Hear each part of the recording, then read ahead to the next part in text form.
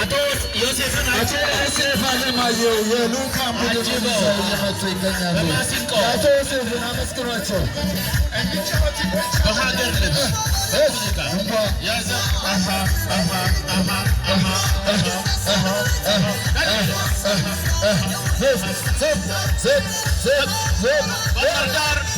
አቶ ዮሴፍ ደርሰዋል። አቶ ዮሴፍ የልዑካን ቡድናቸውን ይዘው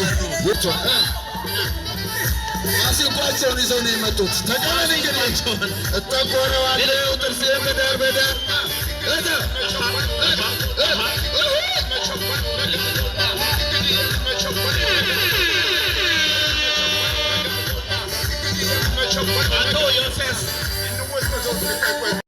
አቶ ዮሴፍ ባህላችን ይገኛል። ዋንጫ ሊረከብ ነው።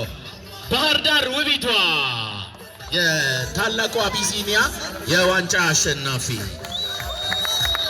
ባህር ዳር እንኳን ደስ ያላችሁ።